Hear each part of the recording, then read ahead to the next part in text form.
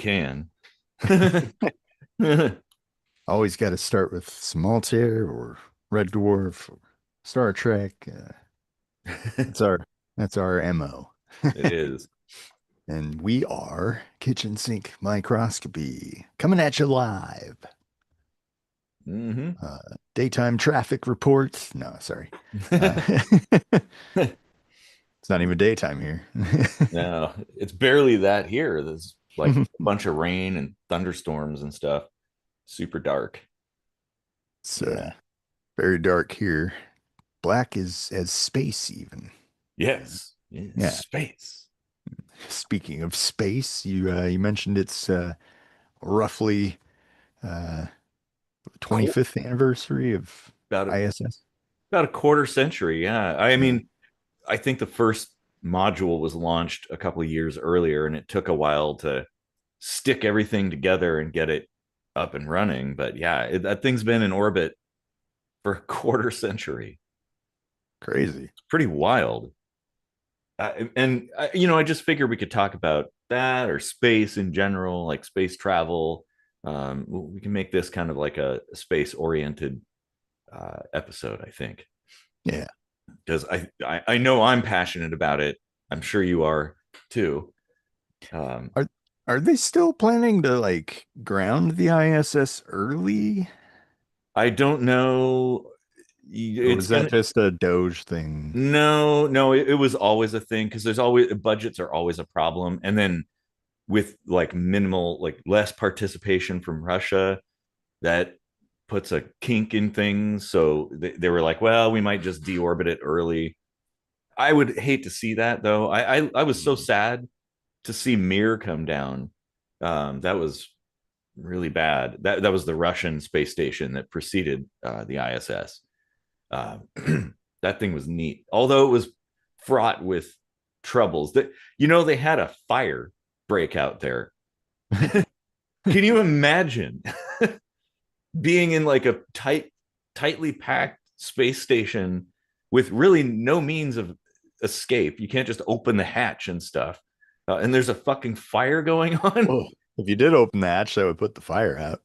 It would, but I don't know that it had the means to like repressurize. And yeah, it's oof.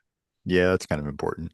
Yeah, it isn't like Star Trek when Beverly Crusher and Geordi the Forge had to depressurize the cargo bay to put out that plasma fire. Um, that was a good episode. I think that was called Disaster, wasn't it? Where Picard was stuck on Oh yeah, the yeah. lift with the kids. Yeah. Frère Jacques, Oh, Frère Jacques. we're all gonna die. It's a pretty scary thing, though. Yeah, that Yeah. man. But yeah, the ISS. It's like it. I mean, they call it the International Space Station, but like, well, not every country is allowed to participate. Obviously, China has been. China wasn't. They weren't like in the in club, so they're like, well, I guess we're going to build our own space station. They have the Tiangong station that they built, and it's pretty sweet, actually. It's like, oh, well, we'll just do our own, I guess. Which I would think be it would be really cool and funny if like all the other countries got together and put together a new ISS, and everyone was invited except America. well, and Russia, because it was the US and Russia mostly Yeah. who built that. So yeah, exclude the two countries. So it's like, oh man. Oh, it's like everybody's having a party and they didn't invite us.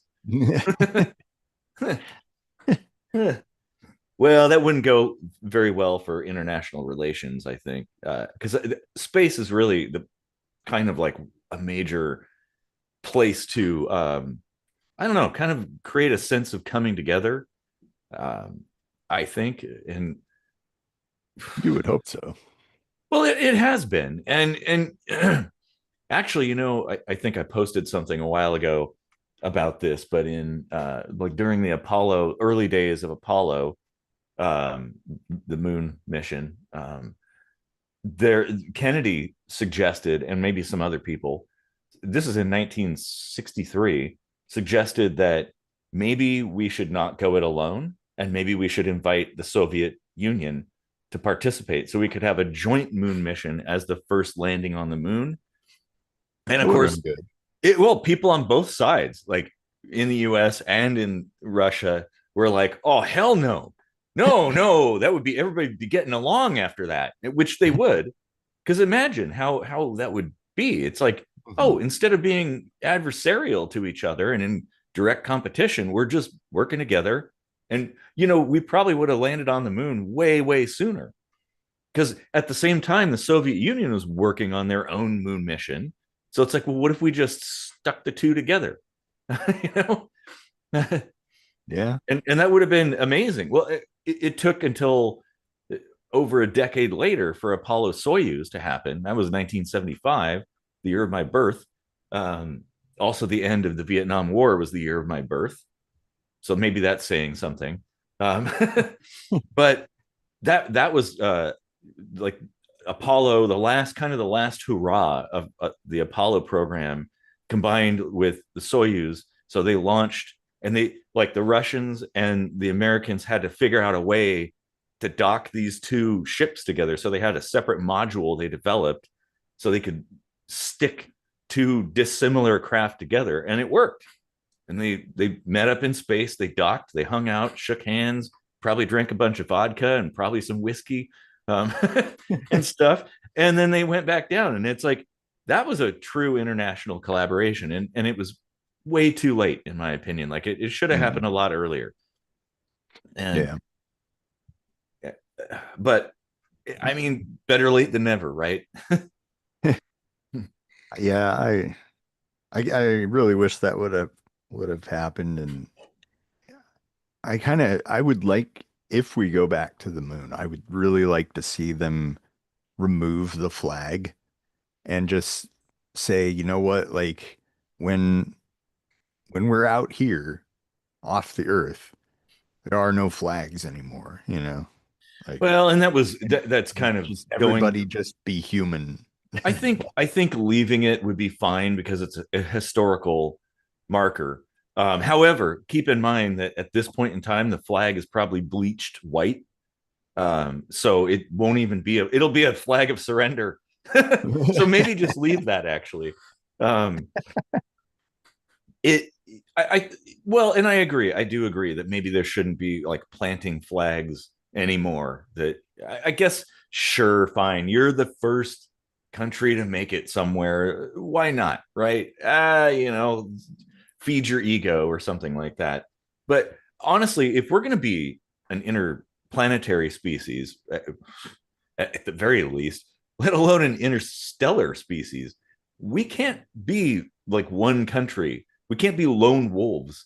It's not Yeah. going to happen. We need international cooperation, even just for something as nearby as a Mars mission or a Venus mission.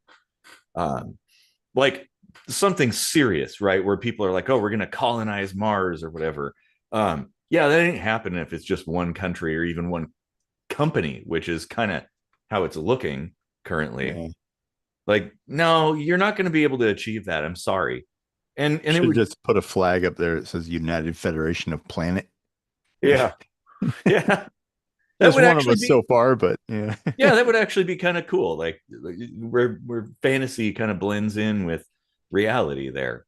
Hmm. Well, and the first shuttle, the test space shuttle, was named the Enterprise, and that was like I think it was actually like a competition or a survey or something where they asked people, oh, send in your recommendations, and largely it was, hey, we're going to call it the Enterprise, and it was.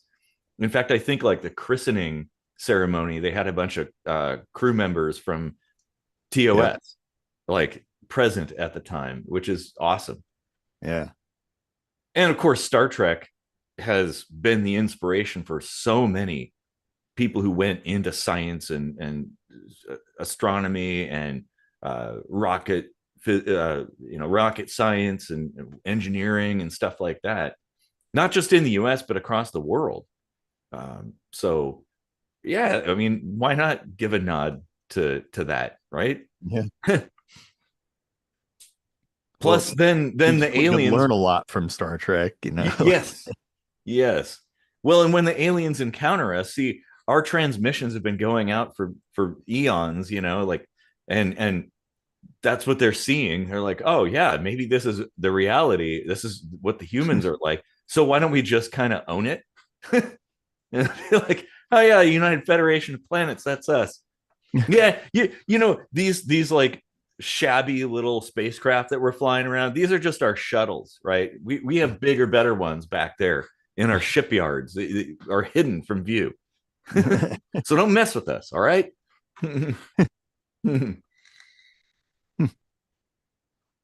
Yeah. Yeah, but we can't get our shit together down here, so.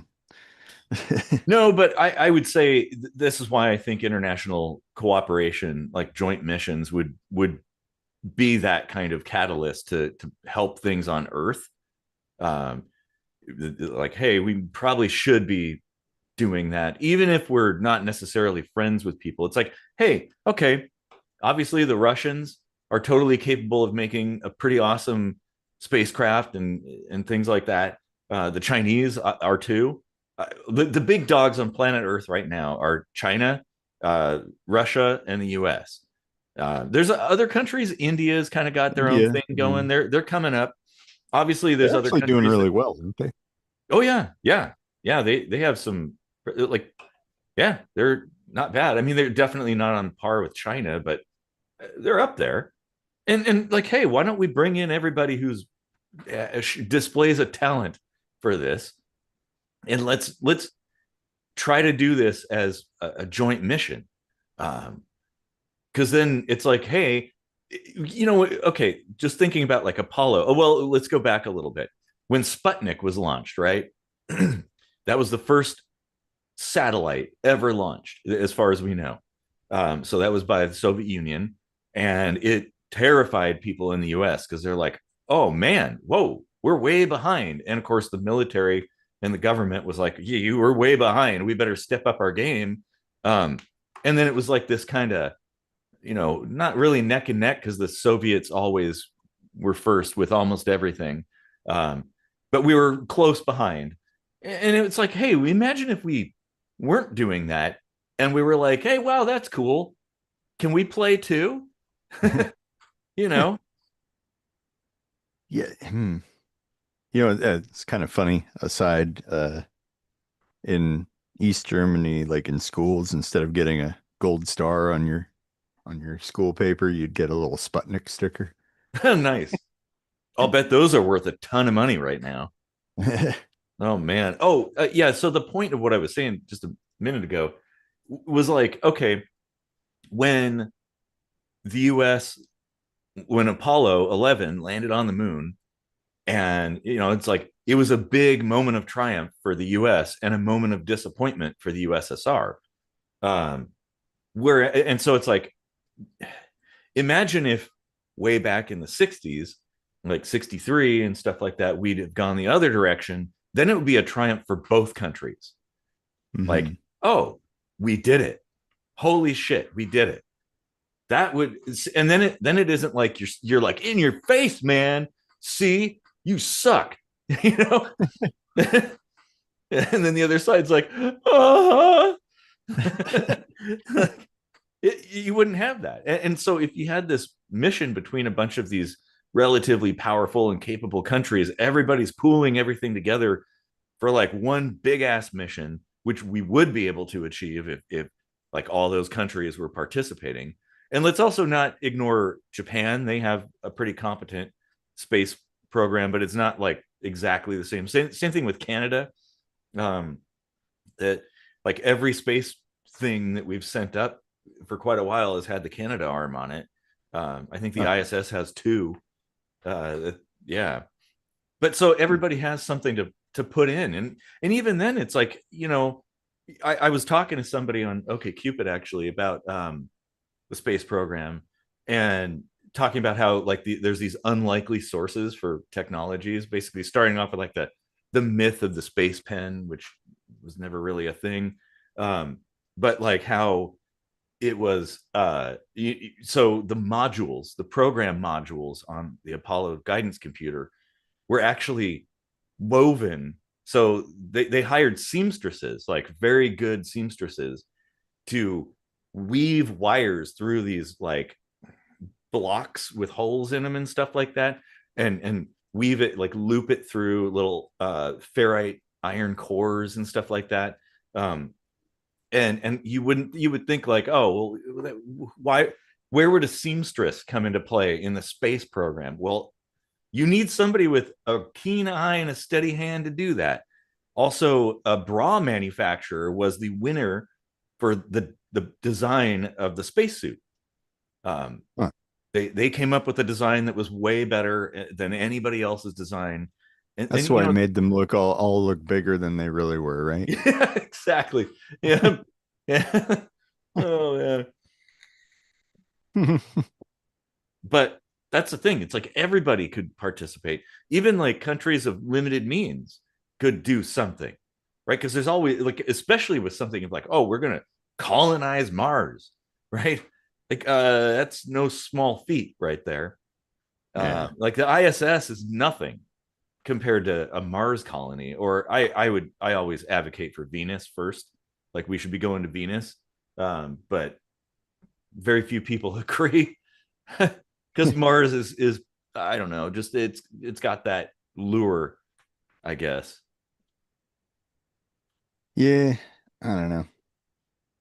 You always see stuff in the news about there being like evidence of water at some point and how big a deal that is, and there might have been life or something. So, but how much of that is how much of that is just recycled stories over and over again where there's like some slight update and they're all like signs of life on Mars, you know. Well, and that's one of the problems between like the scientific information side and the sensational media side. Yeah. And there have been some new revelations with the current Mars rover and stuff that they're like, yeah, I don't want to jump the gun, but it does look like there's markers of some kind of bacterial life of some sort. Um, well, and we do know that at one point in time, Mars did have water. It did, and it still does in the form of ice. It has water. Yeah. Just a lot of like, it has such a thin atmosphere now that things just go, and it's very low gravity compared to Earth. Obviously, it's like a third, I think, of gravitational, like a third G or whatever. So stuff just floats out into space. And Yeah. What about like space conspiracies though? Speaking of Russia, wasn't there some suspicion that they had launched humans into space earlier than they admitted? yeah, Like a yeah, couple that's a guys on the radio one that time was that, yeah. So that back then, back in the early days of space exploration, um, there now see, a lot of it is kind of hearsay, but mhm, somebody like an amateur radio person, and this is back before like there were encrypted signals or digital stuff or whatever. It was like, yeah, you could just point an antenna and receive a signal from a spacecraft. Like yeah. everybody, that was a thing when Sputnik was launched, is like you could hear that ping as it orbited, which terrified people because they, in their minds, it's like they watched a lot. Science fiction was a big deal back then, space aliens and robots and stuff. And they thought that it could do a lot more than it could. It was basically Mhm. just a battery and a little radio transmitter that just sent out like a ping periodically. And it had four antennas sticking off of it. That's all it was. But Yeah. people imagined it was like, oh man, it does all this stuff. It's like a spaceship. And now, but yeah, so this is the thing, and this is where I think the conspiracy does have a little bit of legs to it. Is that the Soviet Union was very secretive. They obviously didn't publish a lot of information. Some stuff came to light after the fall of the Soviet Union in the 90s, but not everything. A lot of documents were destroyed, and because I mean they didn't have, yeah, any. There was nothing stopping that from happening. But yeah, the story goes that there's an amateur radio person who's just listening, and they happen to pick up on a transmission, and someone's speaking in Russian, and they're saying like they're basically bitching at the government and saying, it's getting hot. I can't breathe and da da da. And it's this short transmission, but and there's another one actually with like a woman's voice too. Now Huh. I don't know if it's real or not. Obviously, it's been a really long time, and it'd be hard to verify that. Um, but the fact that they did a lot of stuff that wasn't necessarily documented, um, Mm. it's possible that like only the successful stuff was probably published, except for stuff where it's like Soyuz 1, where they couldn't hide it, that kind of thing. um So were they hiding it from their own people as much as from the US? yeah, both. Like, so I wonder if like that is maybe one of the largest impediments to working together is like the lack of an IRB, like Well, there's yeah, pride and stuff like that. like if one country wants to work ethically and the other is like, let's just sneak around and do whatever we want and Mhm. fuck the rules, like I guess that really wouldn't work so well. Well, now to be fair, both the US and the USSR were complicit in hiding things, because Right. there was the public facing side of things, and then there was the military side of things. Like the Soviets, they had the Almaz program, which was a militarized spacecraft, that was secret.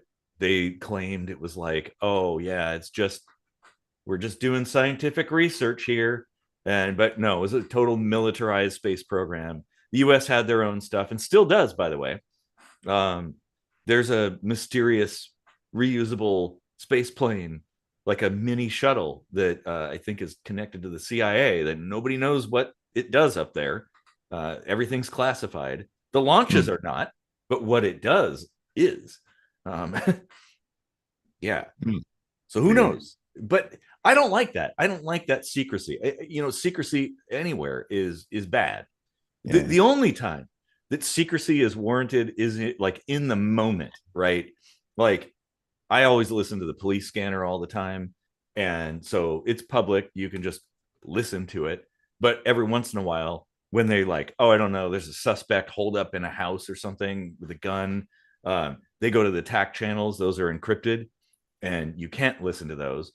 And some people will be like, well, how come I can't listen to it? Well, you can't, because if anybody could listen to it, the suspect in there could be Yeah. listening to it too, and they like know exactly where the cops are coming. Like, okay, well, yeah, but it's a limited use kind of thing. It's like just in the moment.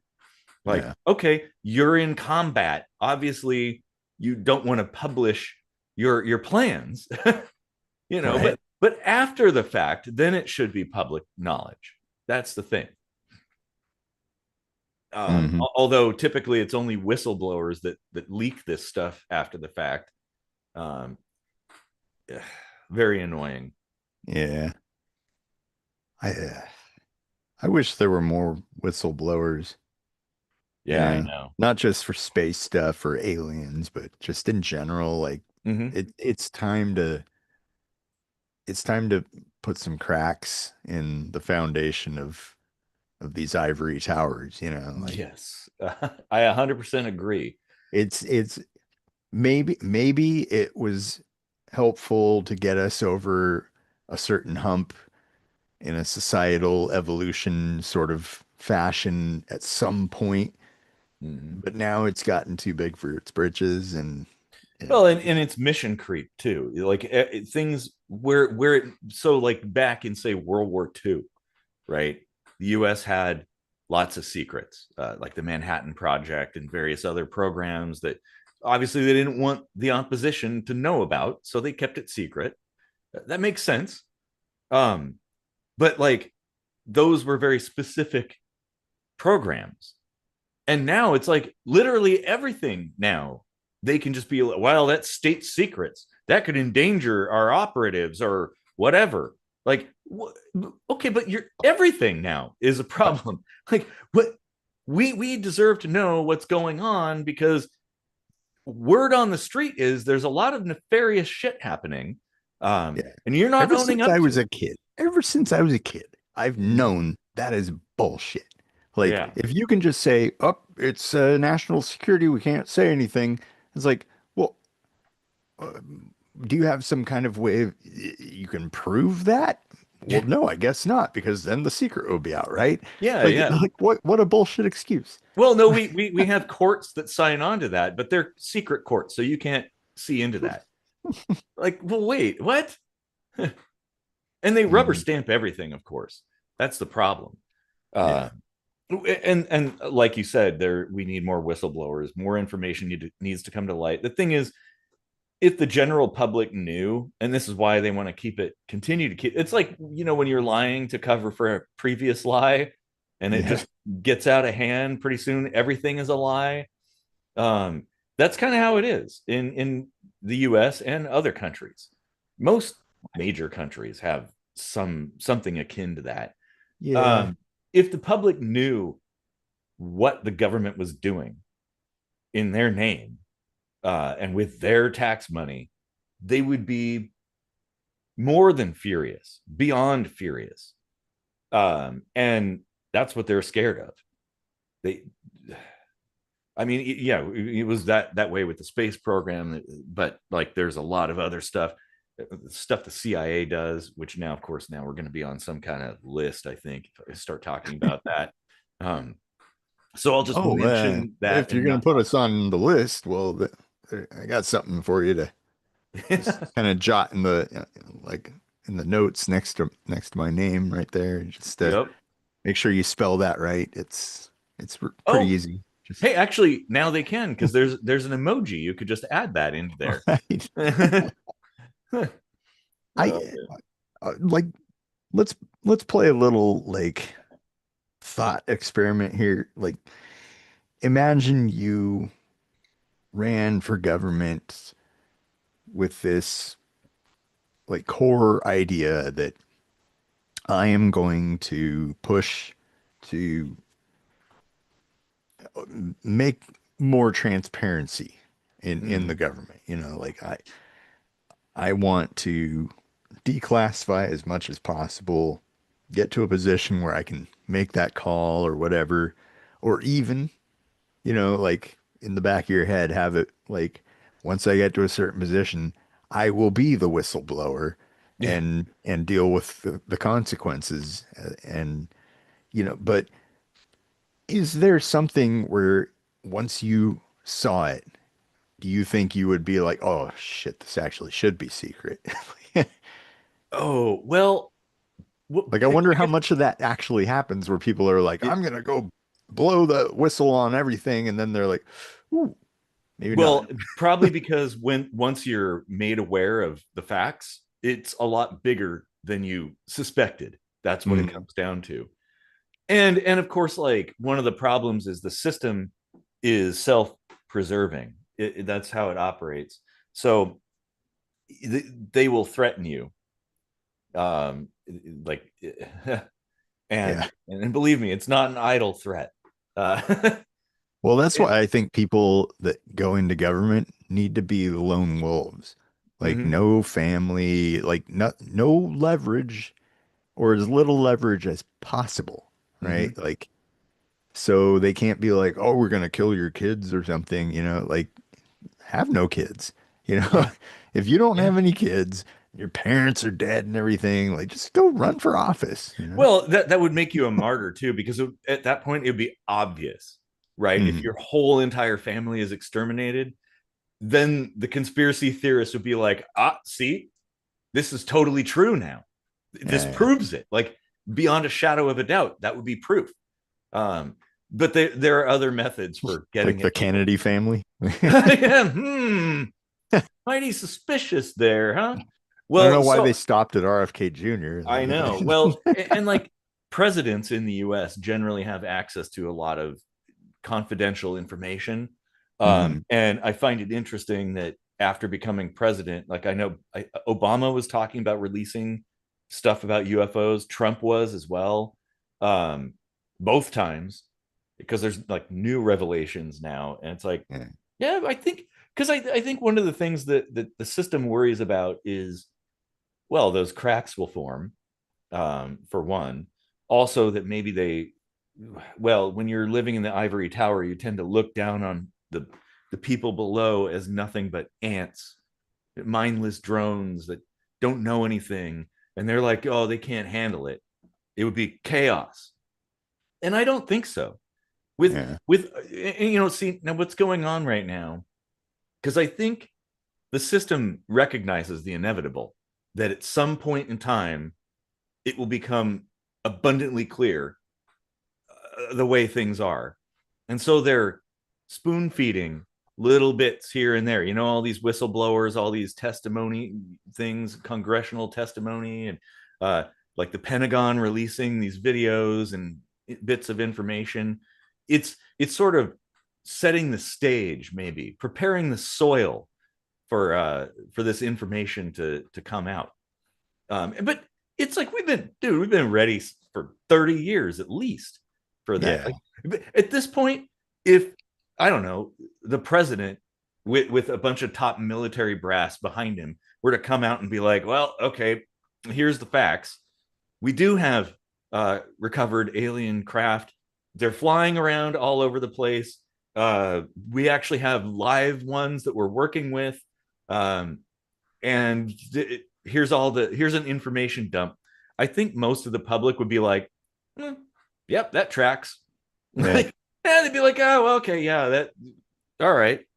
It'd be like, sure, it would change things, I think, but it would change things in a good way, because we see the world the way it is rather than the way the system wants us to see it, like with a veil over our eyes. Yeah.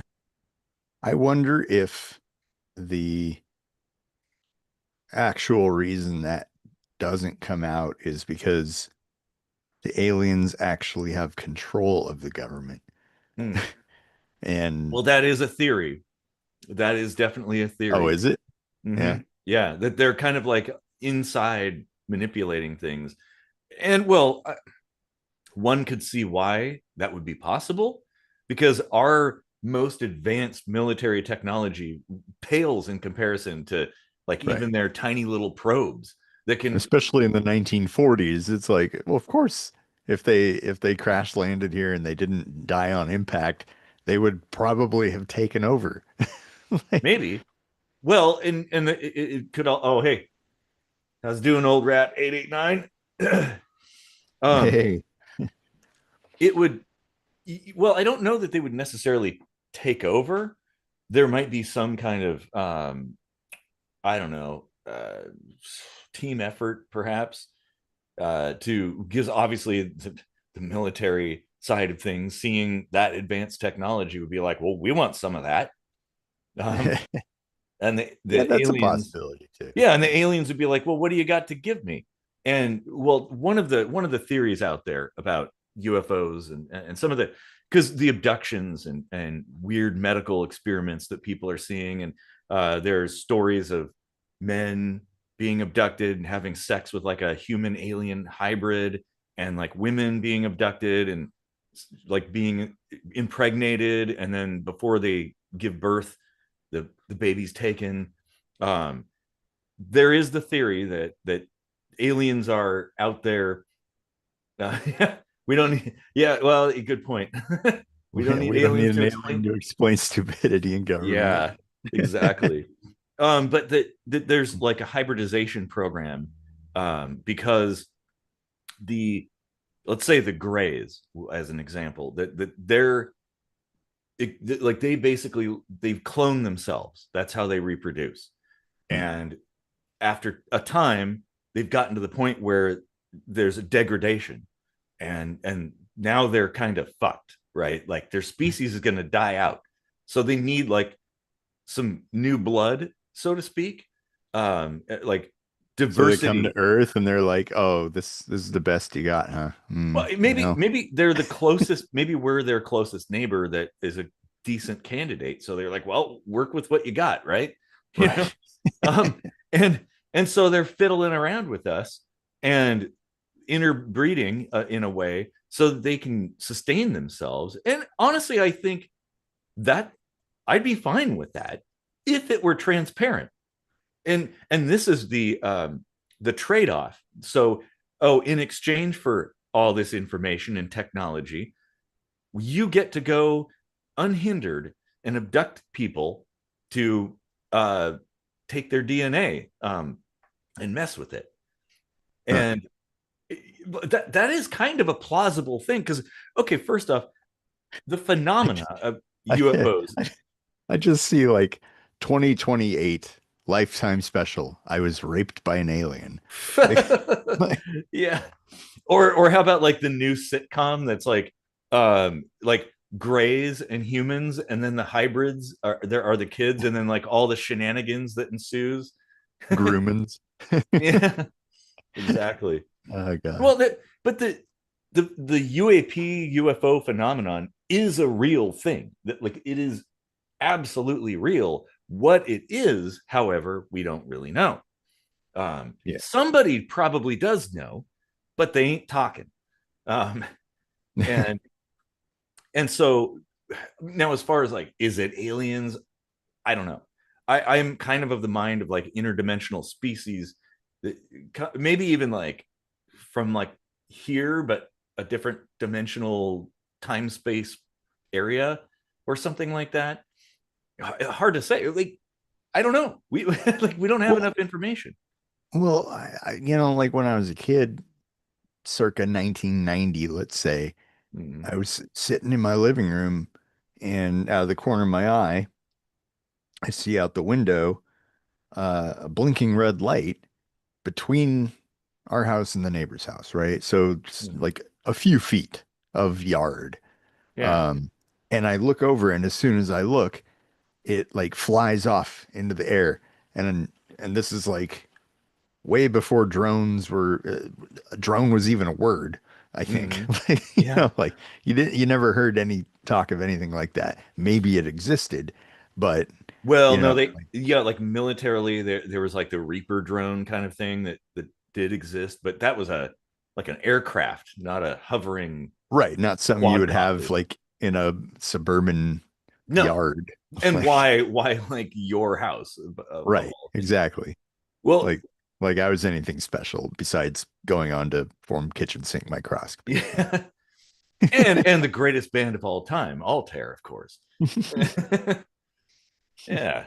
Um But aside from those two giant yeah. milestones, Well, and there's the notion, oh God, there's so many things to talk about there, but there's the notion that people are like, well, how come they don't just land on the White House lawn? And it's like, well, why would they?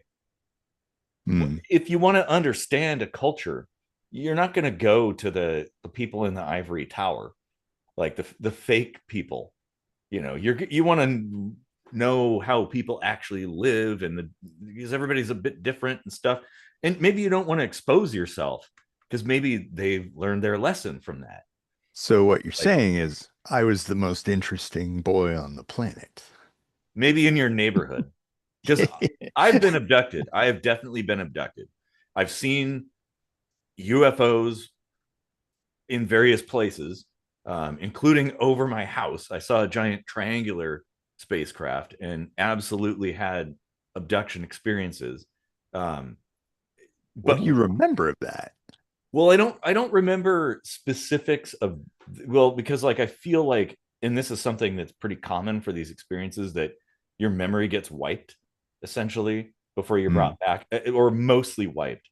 But I like during that time period, there were drastic changes that happened, like in my mind and things like that. hmm. Um, but I've seen spacecraft of some sort, craft of some sort. Uh, Yeah. and I've talked to a lot of people too who have had very similar experiences. And yeah, like this can't be just something that's made up, because like nothing in my experience paralleled any kind of like sci-fi thing or TV show or book that I read. It was like a totally unique thing that was its own thing. Yeah. And so who knows where that came from?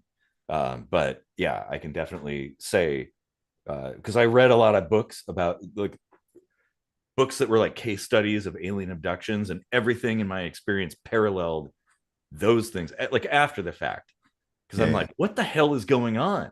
Am I going crazy? So then I read a bunch of books, and I'm like, oh, yep, that's 100%.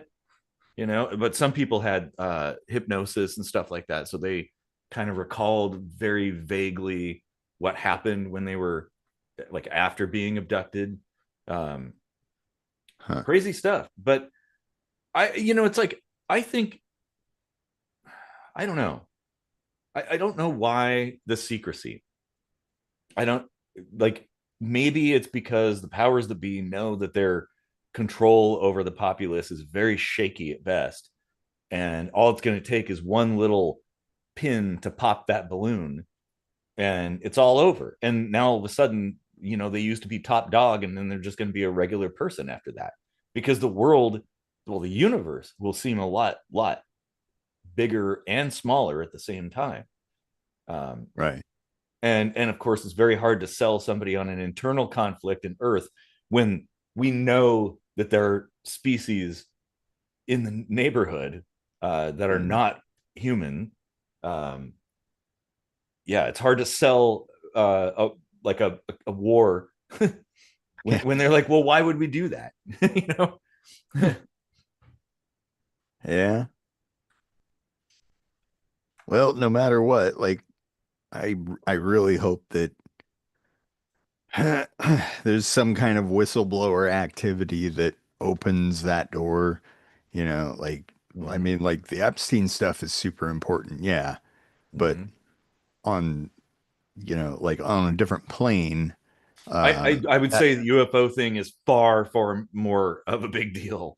like globally speaking, and for the future of humanity, yeah, absolutely, it's a Mhm. much bigger deal. Like, um, now, Well, I and mean, if you're one of the victims, I can see how, like, in your universe, it might be the other way around, but um, yeah, like, yeah, that would be nice to at least know everything that we know right now. well, Like, here's the thing too. Like, currently there are whistleblowers, and there have been, mhm, but they're kind of mixed in with all of the disinformation, because there is a program of disinformation. There are people, like operatives, who go inside to like groups of people, companies that right, right. study this stuff, and they spread false information, and they've been outed. Some have actually outed themselves, in fact. um but, like, yeah, okay, so if this is not real, why is there a governmental disinformation campaign? Why? It doesn't make any sense to like basically discredit um the the Right. the real, like, if somebody is telling their story, now they seem like a kook, right? Because of this whole thing, they're kind of manipulating perception, so that now when Mm. somebody says, oh yeah, I saw a UFO or whatever, you sound like an idiot. It's like, oh yeah, you're just Well, making it up. think of think of the timeline though, like 1940s with Roswell and everything. Mhm. There's a lot of people being like, wait a minute, these explanations aren't adding up. What's going on here? Government conspiracy, blah blah blah. And then the Kennedy assassination happens, Mhm. 15 years later or whatever. And all of a sudden now the CIA comes up with this buzzword, conspiracy theorist. Mhm. And ever since then, I think they were like, hey, that's a great one to tack on to the whole alien thing. Mhm. So, what It's if? What no, if? no, it's classic psyop uh Yeah. tactics. It's the same thing as, like, saying sex offender or terrorist or Nazi or whatever. It's the same bullshit. Like, yeah, you just slap that label on, and all of a sudden you've just fizzled out anybody's argument. Hmm. And that's what they do. And it's unfortunate, but I think we deserve the truth, not just the US, but the whole planet. And Yeah. there are other countries who tend to be a little bit more open about information, but they don't have the resources to collect that information in a way that, say, like the Soviet Union did, or Russia now, or the US or China. um, and all three of those countries are inclined to keep secrets so that they can keep control. It's all about control. Yeah. I mean, it goes back in the day when the Catholic Church ruled Europe. You know, they had to squish any dissident, because they didn't want people spreading the truth, because that would call into question their religion and hence their control. Um, so here we are. Yeah. But yeah, you're right. It would take somebody at a high level who has access to that information to just publish it. Like, oh, yeah, go ahead. Like, president of the US just posted like 10 million documents to WikiLeaks. Like, okay, yeah, you're probably going to be screwed, but everybody now will know the truth. And Yeah. what a hero you'd be. Uh, but of course, the powers that be, of course, just like with Snowden, they're Yeah. like, oh, he's a traitor. But it's like Traitor. anybody with common sense is like, that guy is a fucking hero. Yep. You know Yeah. who the traitors are? The traitors are the ones who wanted to keep secrets about the bullshit that they were doing, things that were Right. mostly illegal and just not good.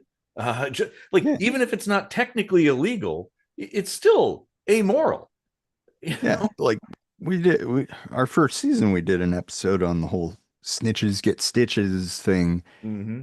Like, that's such bullshit. It Like, is. Yeah. why, why create this culture around propping up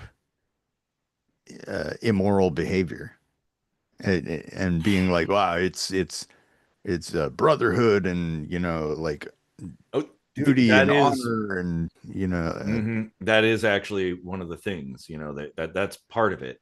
Because you're in an exclusive club when you're one of the elites, and you don't want to leave it, yeah. because you've got everything. Oh, And old rat has a good point here. Not sure how much you can trust, even if leaked anymore. Yeah, that's a good like point. you Yeah. can leak bullshit too, just Hmm. to Well, like I just said, control the narrative. there's an active disinformation program, Hmm. like within the CIA and some other organizations, basically, yeah, spreading false stuff to kind of muddy the waters, basically. And so, yeah, you don't know who to trust.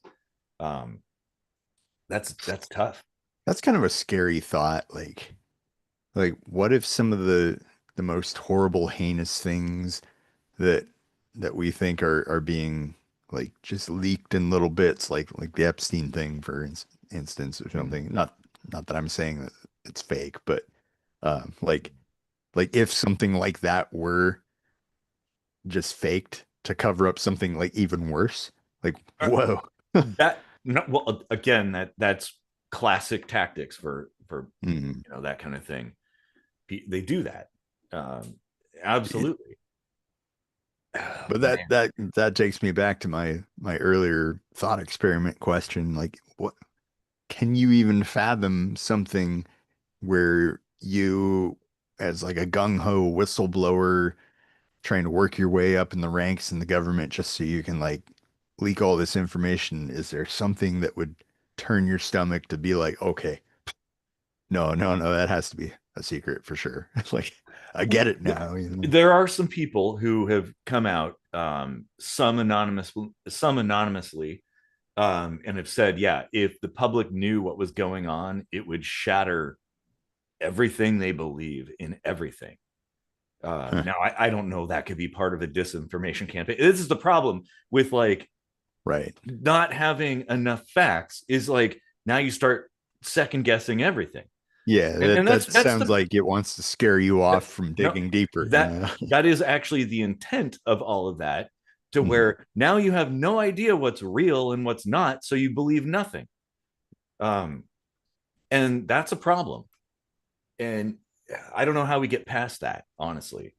But I think maybe it's going to have to be community driven or something like that. People are just going to have to start collecting information on their own and be very, very methodical and scientific about things.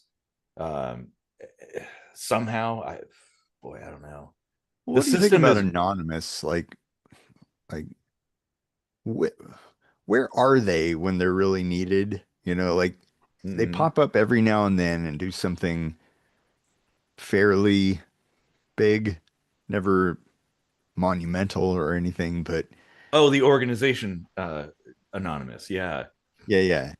Like, I mean, are they really an organization? Like, could they even be without compromising such an organization? I Or is it just wonder. people who put on a silly mask and they kind of work on their own, but for this like gestalt cause? I think it's half and half. I kind of wonder how much of Anonymous, the organization, is actually some kind of Pentagon related operation. Uh, So, like, they allow these people to wreak a little havoc in small ways, but rein them in so they don't do the things that really should be done, but scare the powers that be they don't want done, perhaps.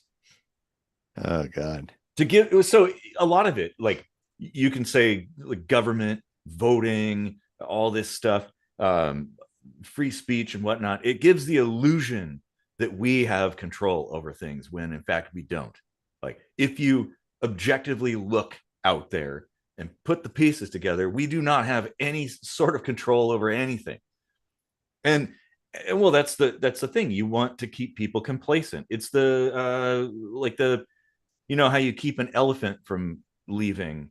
You start by, when it's young, you tie a rope around its leg to a stake, and it pulls and pulls and pulls, and it figures out that when there's a rope around its leg, it can't move, like, it can't get away. And then when it's big enough to actually get away, you just keep tying that rope around, and it remembers that. And it's like, oh yeah, I can't get away. As long as this rope is here, I might as well just stay put. Um, Something akin to that, I think, that people are just complacent because they don't know any better, and Yeah. they're fed the things that they should be worried about, which are all trivial. If you look at the things that people get all worked up about, almost all of them are trivial. Like, in the grand scheme of things, it isn't worth dying over, right? um Yeah. yeah. Hmm. And that, I think the whole alien and UFO thing is one of those things that is such a big deal. You just think about it. That would be probably the biggest deal, Yeah. like, for the human species. Like, that would be a game changer. Because as it currently stands, yeah, we know there's planets that could possibly be habited kind of nearby. Like, we could actually get there with our current technology, in a fairly reasonable amount of time. Um, but we're still alone. It's just Earth. So it's very easy to sell Earth centric operations to the general public, as long as you get them worked up about little stuff. Yeah. And so imagine if all of a sudden the picture were a lot bigger, and it's like, oh shit, there's like 12 different species right in our neighborhood, and they visited us, and they're kind of hanging out here, checking out what's going on. um well, that would people would see the local stuff very, very differently. So it's in the government's Hmm. interest to keep it a secret, I think. What, what do you think? mm, what do you think is the more likely explanation for the government keeping it secret? Is it actually um, for our benefit, or is it for their benefit to preserve the secrets of their eternal power, let's say? I mean, I would imagine it's a little bit of both, depending on which camp you fall into. Because there are people who have said that not knowing is actually kind of a defense. Um, that basically, like, if you know about these beings or whatever, that like then that they'll come after you or something. I don't know if I believe that, but um, that's a possibility, I think. Um, and but yeah, old rat, yeah, control over us. That I think is the primary goal, and dominance too. Every government, or let's say, because I don't believe that governments are isolated. There's the old boys club, like the elites. They want to control people, and of course they do this through a variety of means. One, of course, is division, because if we can keep each other, or let's say I'm one of the elites, if I can keep all the people squabbling over stuff, then I could just kind of do whatever I want to do. If I control the information, I can do what I want to do. Um, and as long as they're preoccupied with fighting each other and the adversarial nature of like country versus country or state versus state or whatever, it's very easy to control people. And because if suddenly everybody were to let go of that control would vanish. Because like that was the keeping people preoccupied with fighting each other was the only card they had in their hand. And if that's gone, they got nothing. Because Yeah. then at that point, it's like, if all of a sudden we realize, like, everybody, the whole planet was like, oh, yeah, there's all kinds of aliens and stuff, and they're hanging out there, and they're under the ocean and shit. Um, well, then all of a sudden, everybody be like, well, what do we need you guys for? You politicians and bureaucrats and CEOs and whatnot. Like, you don't mean anything. You're just another guy. You Right. know. Actually, that brings up just a side thought that popped in my head, thinking of the original '50s War of the Worlds movie. When the crafts were coming in and obliterating the city. Everybody was scrambling to get on buses and cars and running and stuff like that as everything was blowing up. And there's a guy with a suit, and he's just trying to get on some kind of transport out of town. And he's like, I've got money. I've got money. He has this briefcase, and they push him off, and the briefcase busts open, and all this money just goes flying around the street. And it's like, yeah, yeah, that doesn't mean shit, man. Your Hmm. money's worthless now. Everything that gave you the illusion of power is gone.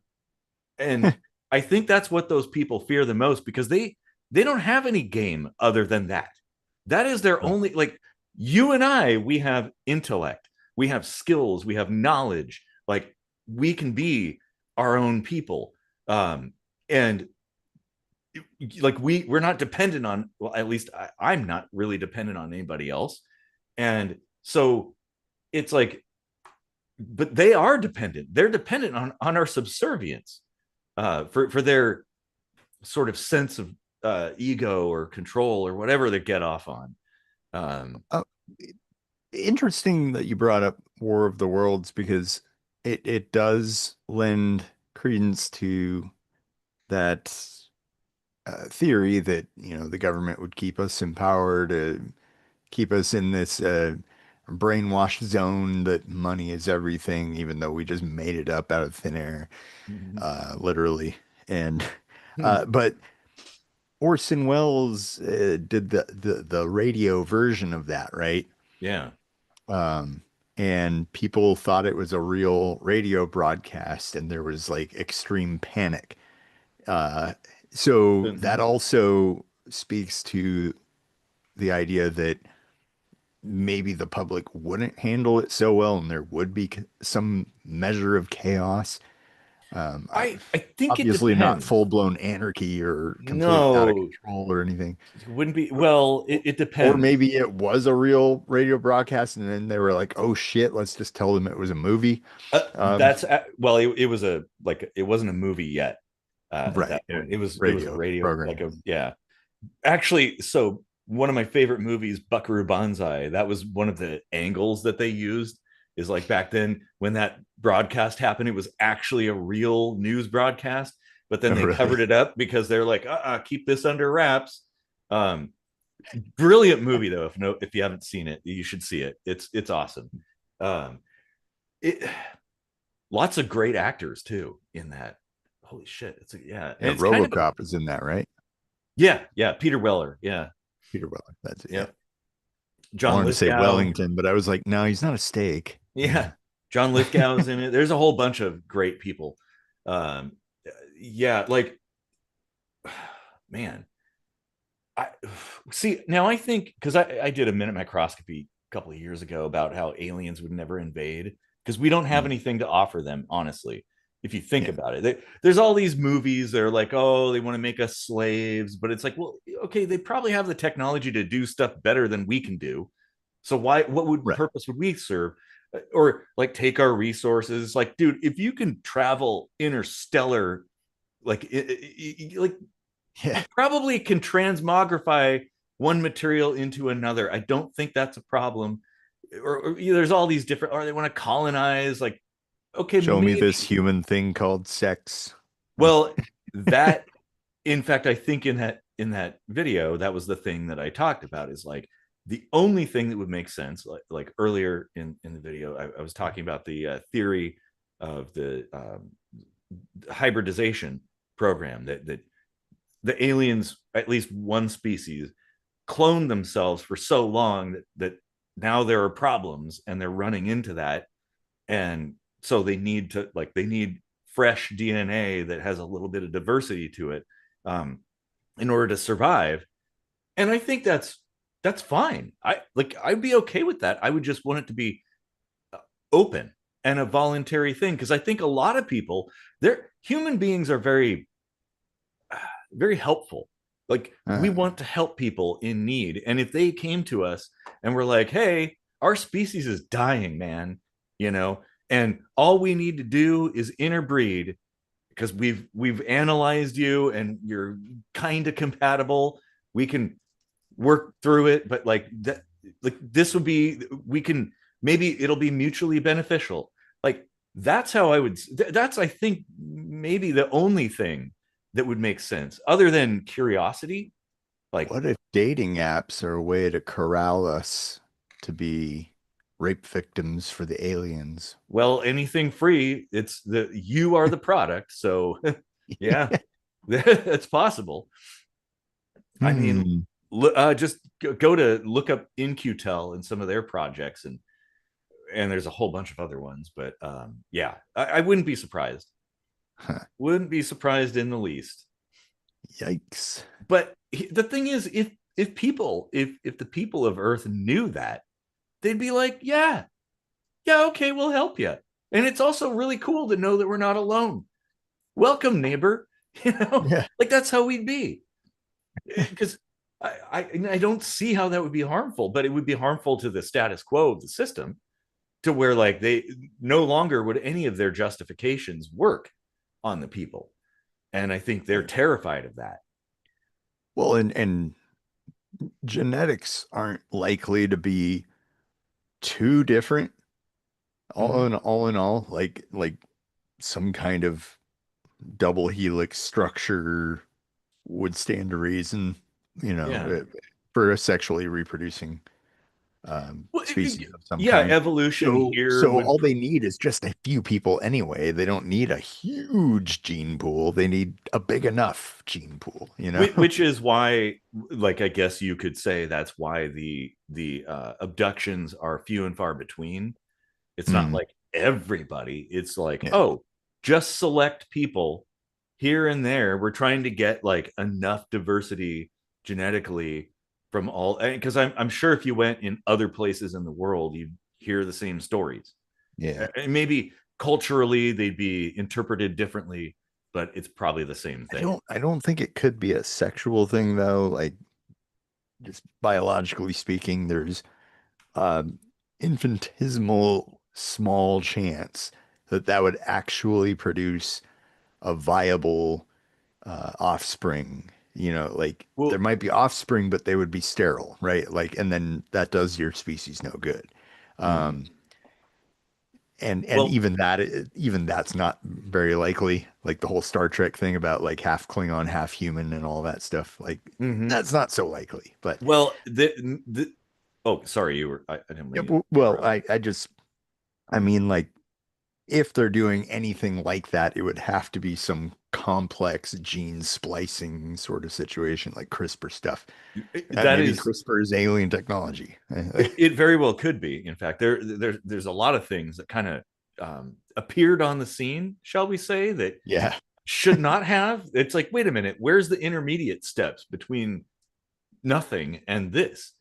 Um, well, so according to people who have talked about this, had experiences and stuff, there is something akin to that going on. It isn't like direct breeding. Like there are stories, at least from the male side, of like alien human hybrid females, like actually having sex. Like basically a guy gets abducted and he's put in this room, and this like beautiful but really weird looking woman comes up and they have sex, and then he's put back. And so, but that may be just like, okay, this is how you get the materials, right?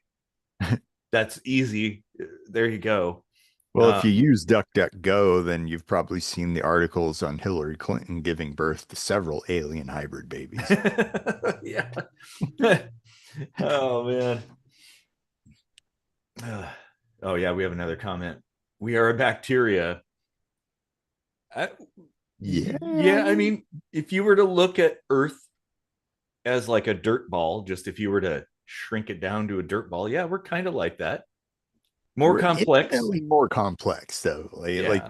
a single cell versus like a multicellular organism with sentience and One Yu-Gi-Oh! I don't know. Like yeah. What pick well what pick your thing that you're into that sets you apart from other species. yeah, you may think that the people sitting in traffic in the commute are nothing but bacteria because they're so dumb, or people in Walmart or whatever.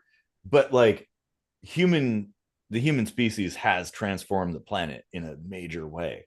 Uh, Mhm.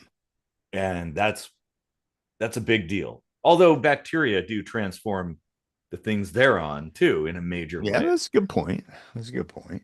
They don't, Uh, but they don't do it intentionally. well, I mean, th- Maybe. what what old rat has said does actually have some truth to it. Uh, Humans are made up of fairly significant percentage of bacteria. We Uh, depend on it for our exactly. Yeah. for being alive. Digestion and yeah. Yeah. Mm-hmm. Um, and all over our skin and stuff. Like our Yep. skin would not be what it is without bacteria. Mm-hmm. So, Yeah. so Yeah. yeah, like In a way, we are. Yeah. it is a symbiotic relationship that we have with Could several species of bacteria. yeah, E. could one coli, then we have E. coli in our system. Like people mhm. think Jack in the Box, E. coli, like, oh, it's bad, but you already have it. You It's have to just have it. having too much is bad. Yeah. Well, could could the argument then be made that each individual human is a bacterial country Oh, or planet, or continent, maybe? or dimension. Yeah. Oh, I'm firmly of the belief that like what we see here is not us, like the 100% us. I don't want to say a soul, but I mean, I guess you could say it's kind of like a soul. Um, there's experiences I've had that have shown me things, and they're very similar to other experiences. This is the thing, like it's kind of like the near death experiences, right? Where everybody kind of seems to have a very similar uh it sort of plays out similarly, and in that it's kind of like, well, that maybe there's some merit to that at that point. I wouldn't say, oh yeah, definitely, but it's like, psychedelic experiences, particularly certain types, like it's all very common. And that's weird. That's worthy of study, in my opinion. Like, Hmm. what's that all about? Why? You know, why? But yeah, like that, there's a lot to unpack in that and research in that. Um, I read an article recently on like mushrooms, right? The psilocybin, Yeah, psilocybin, whatever. you can pronounce it however, but yeah, psilocybin is what I say. Psilocybin. Yeah. Um, it can actually like kind of refresh your cells.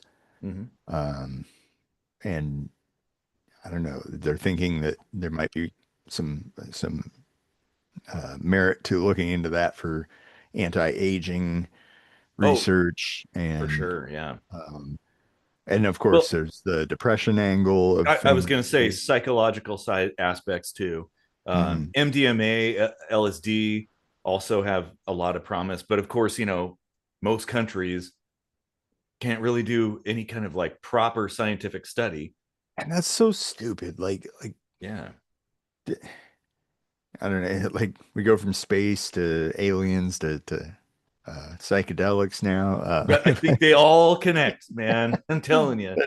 But I feel like, God, why don't we just fucking legalize everything if nothing else for the fucking research? Yeah. Because most of this stuff that's sitting on Schedule 1 for having no medicinal value whatsoever Oh, definitely has been used for medicinal values yeah, I in was the gonna say, past. tell that to the people who use peyote religiously, like for like religious practices and stuff, that Mhm. it has no medicinal value. No, they definitely do. And this is the thing. It's like there is enough evidence to support many of these things, psychedelics in particular, having medicinal value to be like, okay, well, marijuana too has Yeah. medicinal value, yet it's Schedule 1. What the Mhm. fuck? Like, we know it has medicinal value. Like, is it potentially harmful? Yeah. So is everything else. Right. Everything. Like, Yeah, I mean, if you but it's take like, too much magnesium, you'll get the shits, well, no, like but so here, what? here, the things that are legal that you can be prescribed have medicinal value, Mhm. but they can also be harmful too. There's a lot of Exactly. shit that's prescribed that is very potentially harmful. A lot of opiates and stuff like that that people are just prescribed like candy. And they're like, oh, it's legal. It's a prescription and stuff. And it's like, but the potential for abuse is still there, or Yeah. harm. The, the well, I mean, let's be honest, the dividing line is what's fun. Like, Yeah. if it happens to be fun and medicinal, oh, we better make that illegal. Well, but somehow Adderall is still prescribed like a lot. Um, and that's fun. I mean, it's basically amphetamine. Um, well, Yeah. I think some of these things tend to open doors that maybe the powers that be don't want opened. Well, because you could see changes happening in like the 60s and the Yeah. 70s and how rapidly the government stepped in and, this is all bad stuff. And of course, they make a couple of cases like, oh, somebody took LSD and jumped out of a window thinking they could fly and stuff. I don't even think that story is true, but even if it is, that's one case. And I can guarantee you it wasn't just LSD. Right. It was probably some other stuff If, in the if blend you have there. like an existing mental problem, some of these substances can absolutely make things worse. Well, especially when you stack it with things like PCP, and other Yeah. things. But we need to be studying this stuff because Yeah. there is so much potential. It's like, imagine if you could go to a couple sessions with a therapist and maybe they give you MDMA or LSD or psilocybin or whatever in a controlled situation, and they help you work through your problems, and you can come out basically fixed, or like at least now you have tools in your toolbox to fix yourself. And and now you don't need like the rest of your life taking some antidepressant or something like that. Right. Like, but you can see right there, as is always the case, follow the money. There's a lot of money to be made in prescription medications. You Oh yeah. want people to be prescribed for life. That, like, oh, you have a heart condition, I guess you're taking this heart medication for the rest of your life. Like, how about change your diet, exercise? That, what about that? Oh no, but we that's not patented, so we can't charge an arm and a leg for that. Hmm. So they have no interest in stuff like that. Yeah, I mean, like somewhere between what you're saying and what we're experiencing is probably where the truth lies. Like I believe that medication can help you get to a certain level where something like that could actually, um, well, not could, but like would actually be effective. You know, like the Mm-hmm. body is capable, very readily capable of regulating itself. And of Self course, repair, like if yeah. if there's a proportional problem that it just can't overcome, that's where the medication comes in. Well, But no, yeah, yeah, like the yeah, whole absolutely. dependency thing is you know some of that could be uh, man-made. You know, like Mm-hmm. we create the problem Well, with. I have a story about that actually, that I'll put onto the stack and hopefully remember. But I did want to say I don't want to come across as being like against prescription medications and medical science, because I do believe it's very, very good. We're obviously still very young. We're not really there yet. We're still kind of meandering our way through answers and questions. Hmm. But yeah, like for instance, taking painkillers is a good thing so that maybe you can rest comfortably. You can then work through pain for physical therapy or whatever you need to do. Same thing with other like psychotropic medications that, like, maybe you're more clear headed and you can like work through whatever is going on in your head. Um, but then it should be a temporary thing. It's like a car jack, right? Oh, you got a flat tire? Okay. You put the jack down, you jack your car up, take the tire off, put another one on, put the jack down, and then put the jack away. You don't keep the jack stuck to the car, right? Like the point is you use the jack to overcome the impossible of lifting the car up. And then once it's done, you don't need it anymore. Now you have Yeah. a spare tire. Um, Well, there was a recent article, and if anyone's wondering why I know so many things about this, because I'm a biologist, so I'm constantly reading this stuff. mm-hmm. Um, that's that's why I'm like, oh, there was an article, blah blah blah blah. Um, yeah, like depression is pretty much like never actually caused by chemical imbalance, as we've been told. Yeah, I know. Um, I know. and Just like high blood pressure is not caused by salt. and for a few months now, I've actually been working on weaning myself off of, or let's say at least down on my antidepressant, and seem to be doing fine. Mm-hmm. Um, Well, yeah, Not if you really just any noticeable difference whatsoever, actually. yeah, if you just quit, then obviously you're going to feel some effects. Right, right. But yeah, like having read that, now I'm kind of like I have no real worry about, because my story was that, like I had cancer twice and then ended up on antidepressants because, that's a shitty situation to be in. And of course Mm-hmm. you get a little depressed. And then I was in this abusive relationship and she was kind of like, you don't need those. You should just get off of them. And so I just kind of, I mean, I did wean off of them, but probably not slowly enough. And I got off of them, and then eventually left that relationship and then had like bouts of loneliness and thought about killing myself and ended up checking into a hospital and then got back on the medication and convinced myself like now I'm on the medication, that's why I'm doing okay. But the the situation that was bothering me was also gone. So Well, and uh you weren't feeling depression as a result of a lack of an antidepressant. mhm. Like there is a cause for that, and that's where therapy comes in. I think that like we need a more holistic approach to dealing with things, but Mhm. there's not a lot of money to be made in that. Well, maybe there is the psychics Well, and things like that.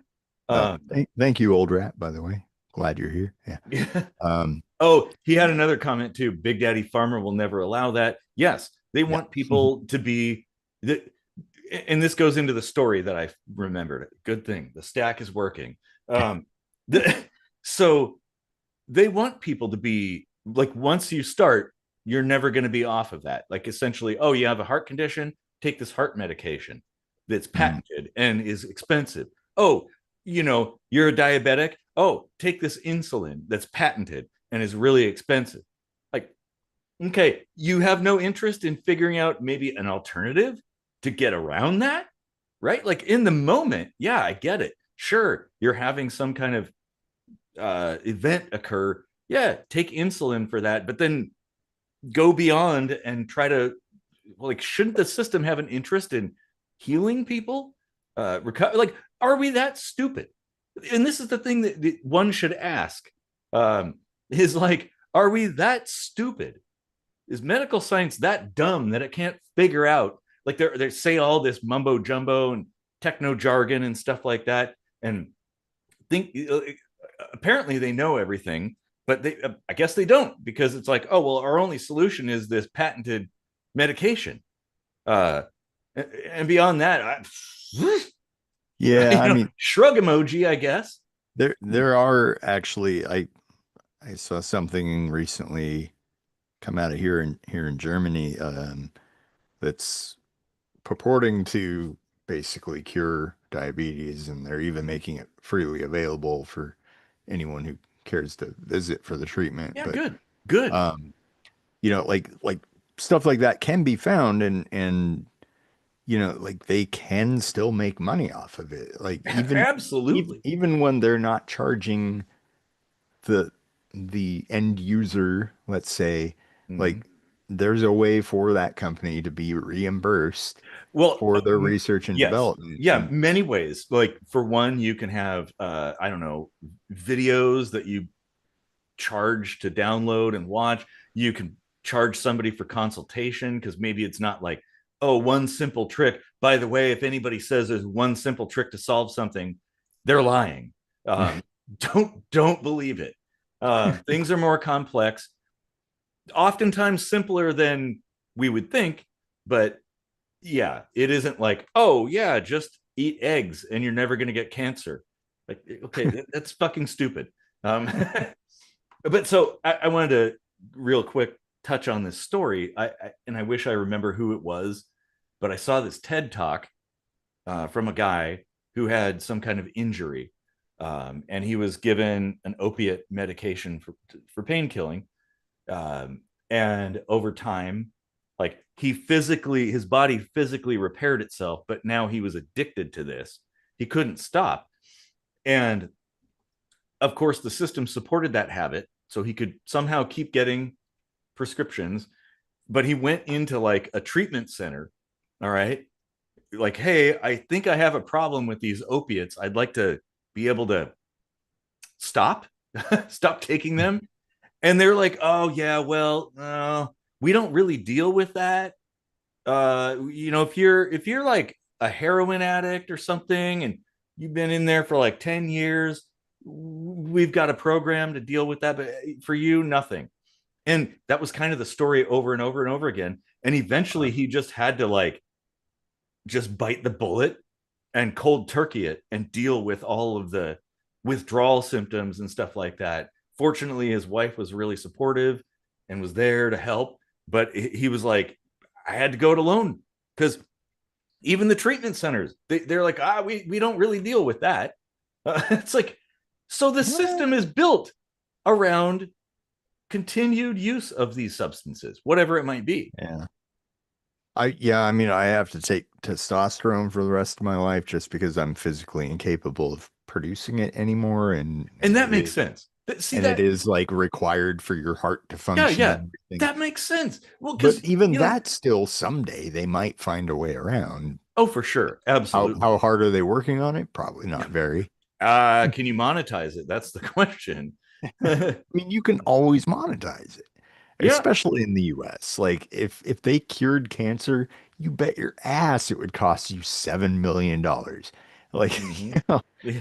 Well, for like with insurance, you know.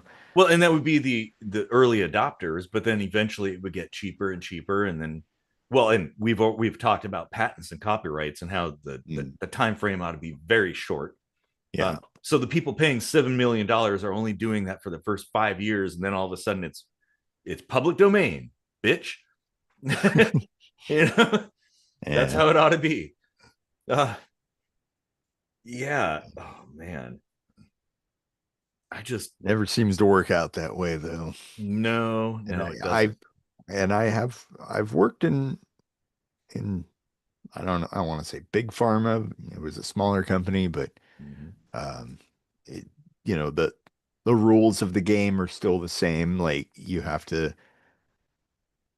kind of go through 10 years of safety testing and all this stuff and Mhm. blah blah blah. And that shit gets expensive.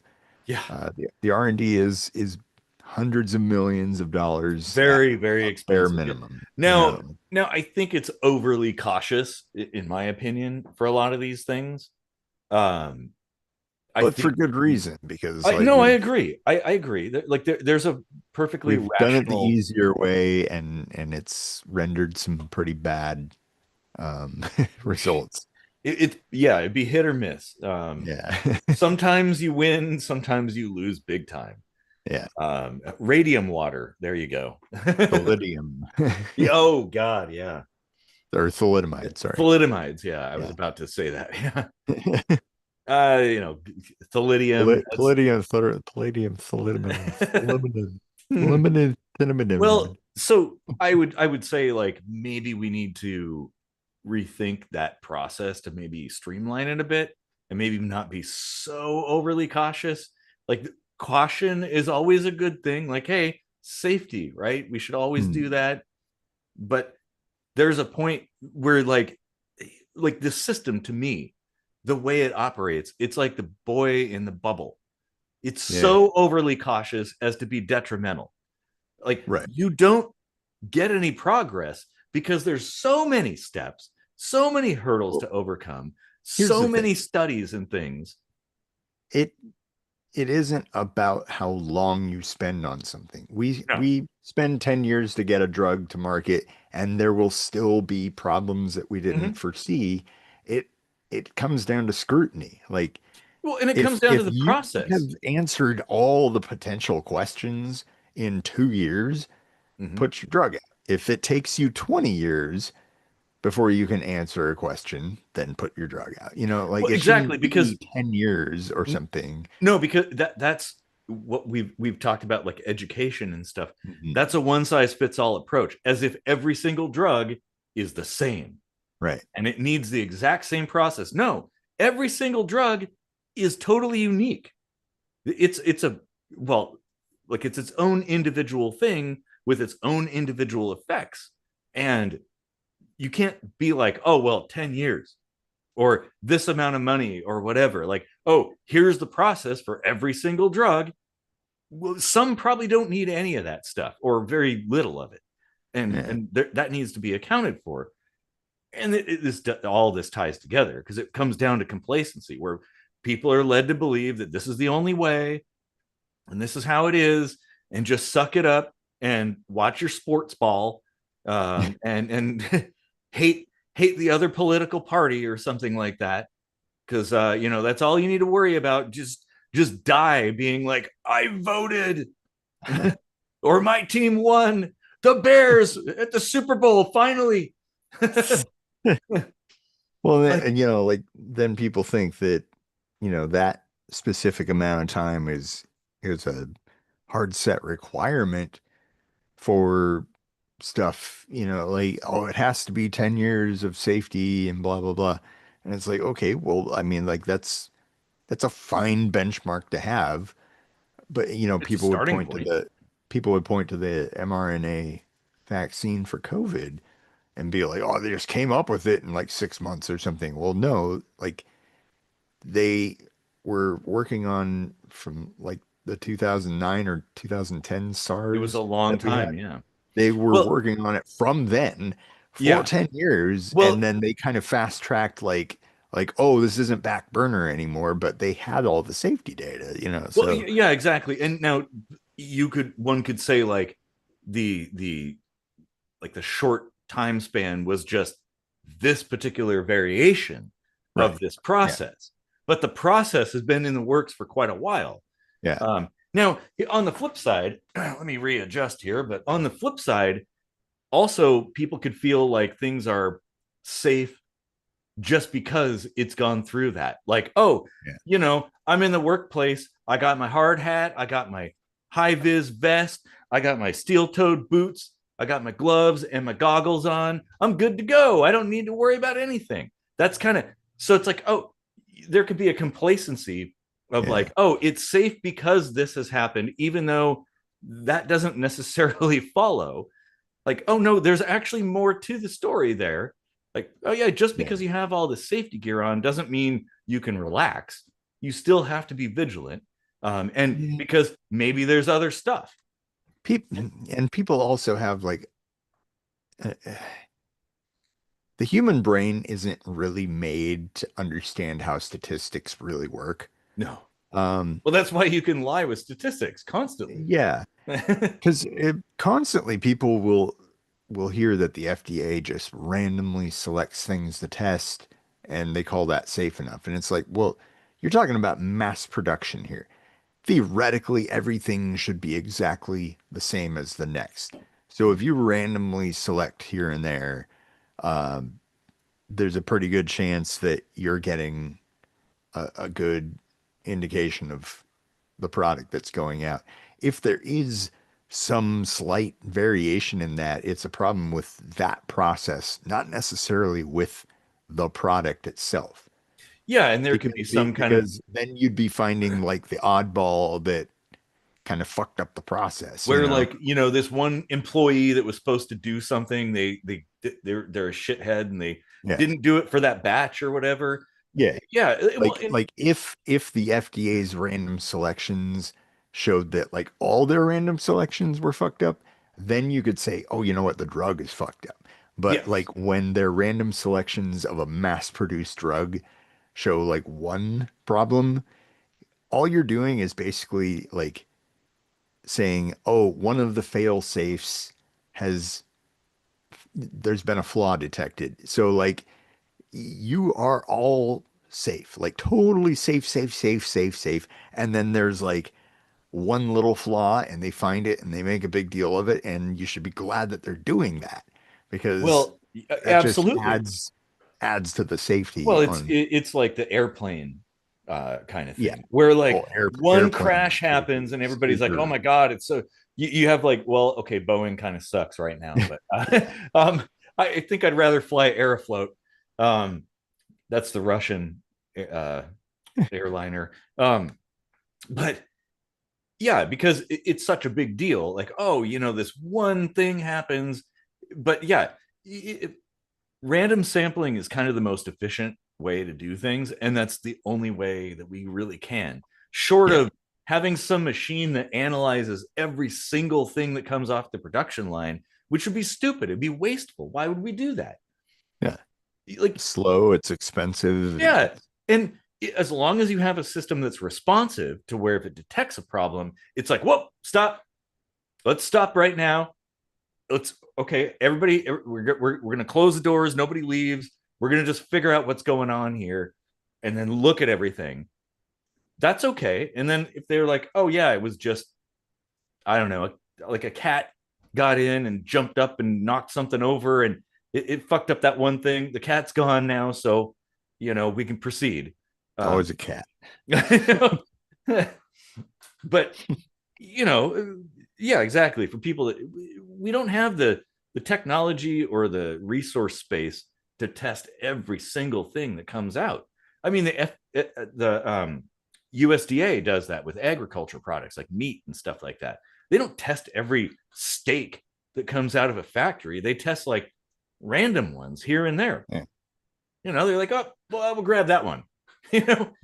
And if it's good, it's like, okay, well, consistently it's been good for a while. And if they see something wrong, then yeah. And that's a pretty reasonable way of managing all of that, because yeah, when you're talking millions and millions, if not billions of something being made, we don't have enough people to do that. Yeah. And with like a recall situation, like, a lot of people worry that they might be one of the affected ones. And it's like, that's super unlikely too. Mm-hmm. But just be glad that like the ramifications of not being very detail oriented for mass production is to have to foot the cost of recalling all of that product from that batch. Like that's big bucks right there, And so waste, yeah, especially if like it's food.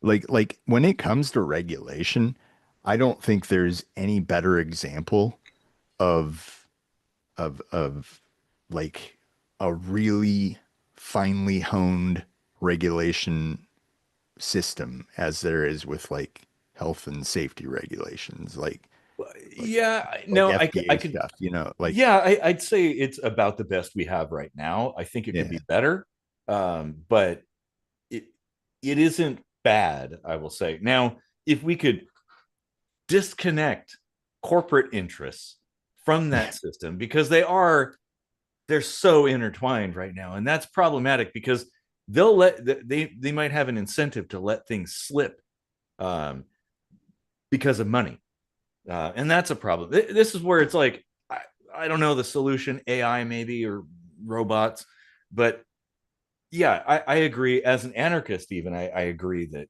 like something like that is vital. Now, from a company standpoint, I'm not going to say corporate, because I don't believe in corporations. I don't think they should exist. We don't need permission to operate business and buy and sell things.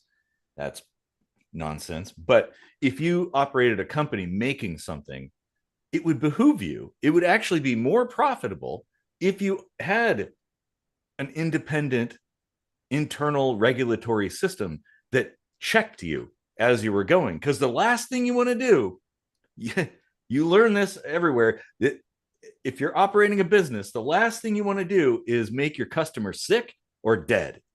yeah.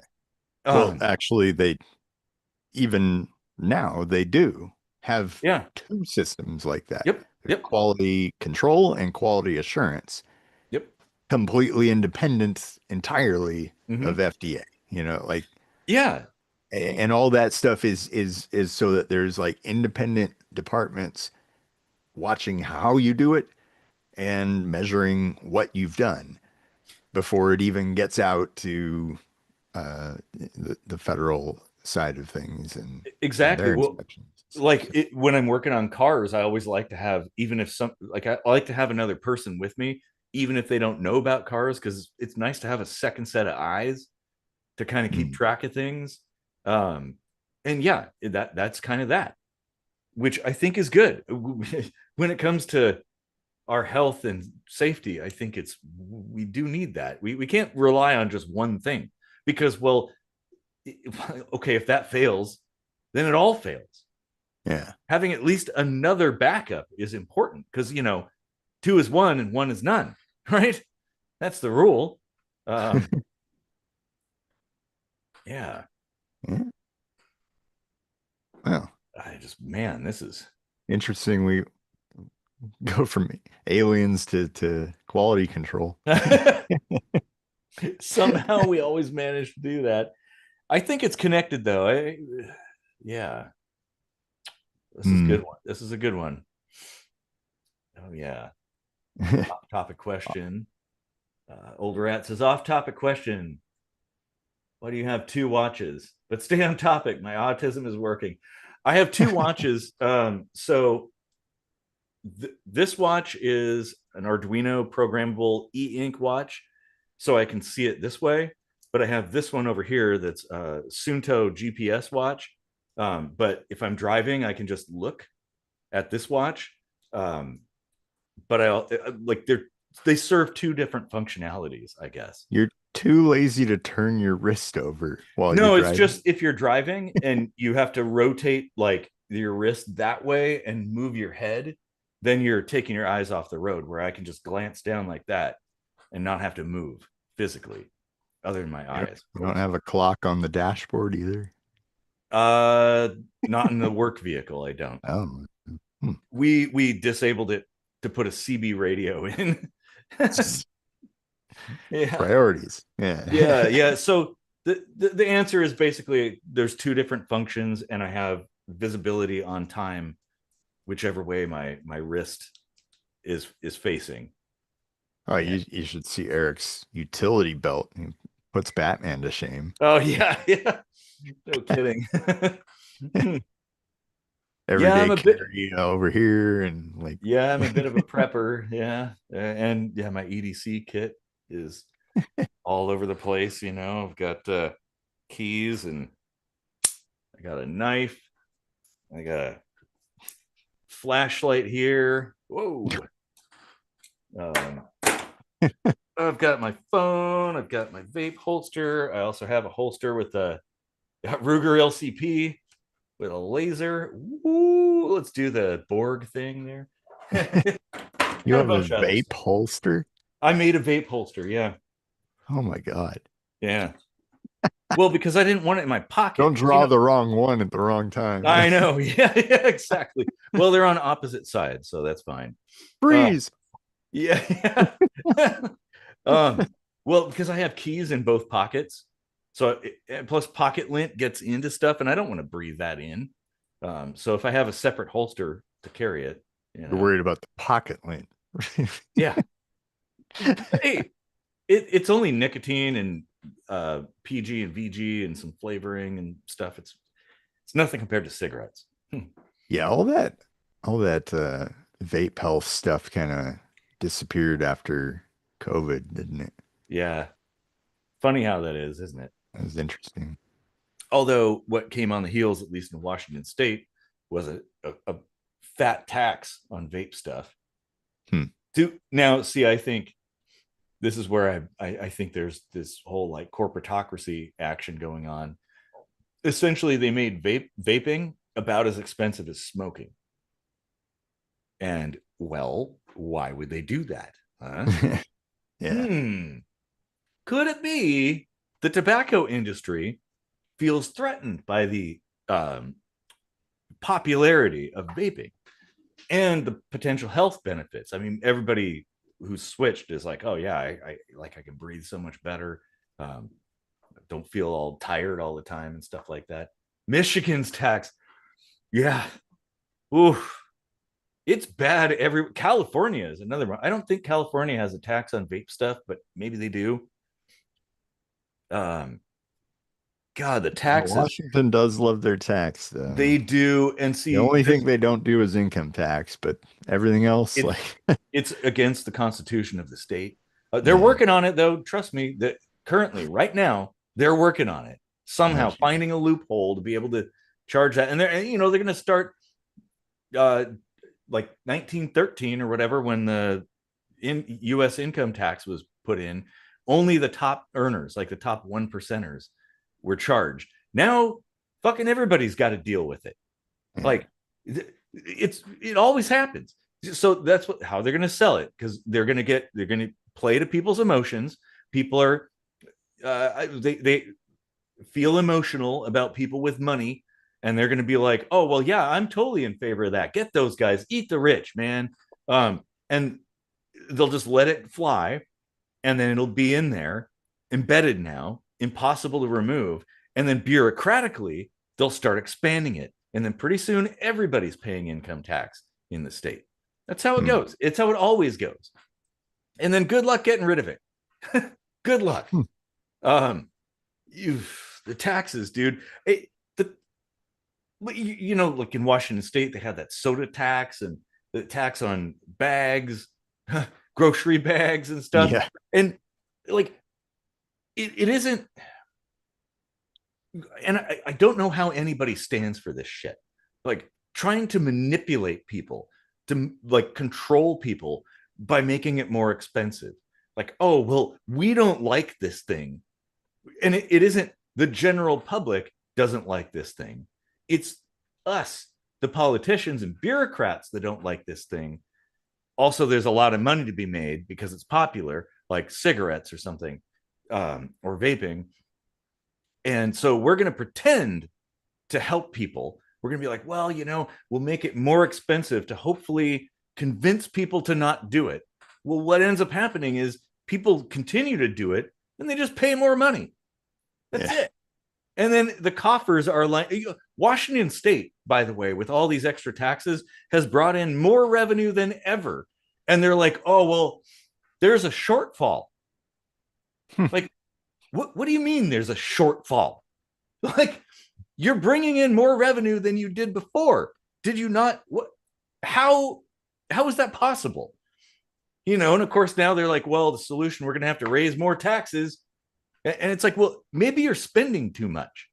I think of the federal government and that raise the debt ceiling shit. Oh yeah, Go Remy, raise the debt ceiling. Look up the rap video that he made. It's awesome. But like they always do that, and it's like, you know what I should do? I should call my bank and be like, oh well, there was a budget shortfall and I need to raise the debt ceiling. Like they would just laugh at me. you know but somehow when you're the federal government, they could just like, oh, I guess we'll do that. Like, oh, no, like, I don't know, maybe we should look at what we're spending money on and be like, should we be spending that much money on that thing? No, they're like, we need more money because we spent that much money last year. Now we're going to up it a little bit. Like, fucking bullshit. Yeah. Drives Yeah. me up the I mean, wall. like in theory, uh, a department for oversight on waste is actually a very good idea. Mm-hmm. Um, as long as it's done in, an above the board sort of fashion and Yeah, like it, follows like certain, like a it certain can't be the hack protocol. and slash chainsaw shit, like because Yeah, that's creating just as many, if not more problems, because then yes. it's Well, like taking the foundation out from under the house before you tear the house down or something, like, when maybe the only problem was like, a little bit of rot on one one wall right. or something. And that's like, yeah, the principle of Doge is great. We need that, absolutely, but it has to be surgical Hmm. and analytical. It's got to be like analyzing individual things. It's got to be a broader team, maybe a Yeah. little more third party.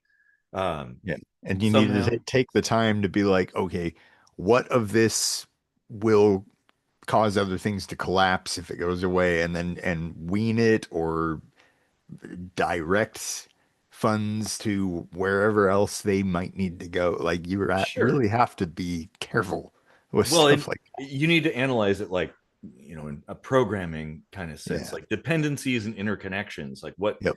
when you can't, well, see, the like the current Doge model is essentially a Keynesian structure of like, oh well, it's just a bunch of knobs and levers and we just, oh well, we'll just dial that down. Like, oh, oh look, that meter is here, we'll just dial it down and everything will be fine. Like, no, you don't understand, that's connected to all these other things. Like, it isn't as simple as that. Hmm. Oh yeah, we have a comment here from Old Rat. The people who get free stuff vote. Yep. Working people seem to not care where I work. Sad. Yeah, that's a good point. Well, boy, that brings up voting too. Like, should everybody be able to vote? Well, that's like a whole separate video, honestly. But it's something to consider because I like mean, able to, yes, but should they? No. I Like, yeah. like if you take the time to educate yourself, yeah, absolutely go out and vote. But that isn't like a person dependent thing. It's a that time dependent thing. You know, it's like there have been times where I was just too busy or just didn't care enough to bother voting, but other times I did and I did the research and stuff, but the people that just pick a party and vote down that line, I, you know, I would say like straight ticket ballots ought to be just dismissed. hmm, If you're so lazy and so incapable of considering things and reading a little bit to just right. be like check check check check check down a party line, We see dismiss it. with statistical analysis, when you have a survey, for instance, Mm-hmm. with, like, do you agree with this, not agree, or somewhat, or something, and you just pick the same thing like over and over and over again, they'll Mm-hmm. throw that one out because Yeah. they're like, oh, you probably weren't really engaged in it. You just wanted the little stipend or whatever. So they throw that out. It wasn't, really good data. So yeah, like if you see that with voting, I kind of agree with that. Well, I and mean, yeah, especially maybe you do just agree with Republican or Democrat, but somewhere in there, there's got to it, be it, someone yep. on an independent ticket that speaks to you a little bit more. Like it Mm-hmm. really I seems odd to me if that, if mm, you I guess if you do a straight ticket vote, you should have to there should be a little box where you justify why. right, You know, like you should have to justify your existence. explain yourself, because there's no way that there are good people all over the place, like, or people that maybe are more Oh, maybe hey, for Victoria's back. oh Hello. hey nice hi we're going into overtime here, yeah. um we have a comment though, repeal the 19th amendment to the constitution, so that's voting based, like basically giving everybody the right to vote. um uh, Maybe because the context of this for you, Victoria, is like we were kind of saying like, well, maybe everybody, oh, super sick, huh? I hope you're feeling better. Oh, lame. The the idea was, should everybody vote because people just vote straight ticket, or they don't really read anything, they just kind of blindly vote, like, is that, I don't think that's a good thing, because I think the impact can be such a big deal that maybe we ought to be a little more critical and decisive in that regard. Or maybe just, I don't want to make it too complicated, like with algebraic equations or something, but maybe just have each one be like phrased as a question in such a way that it's like, uh, you know, who would you rather vote for in this situation based on, like, I mean, I don't know, this could be It could get easily complicated. swayable, but like what I'm trying to drive at is like to make people have to think about each one Mhm. rather than just being able to like blindly check something. You have to like make them have to read each one. Oh However, yeah, that is achieved without being able to manipulate them at the same time. I realize that's yeah. harder than Well, and I think we've sounds, brought but this idea up before of like kind of how dating sites have questionnaires to where you don't yeah. pick anything, you answer questions, and the algorithm figures out kind of where you land, and then the candidates that land similarly are chosen.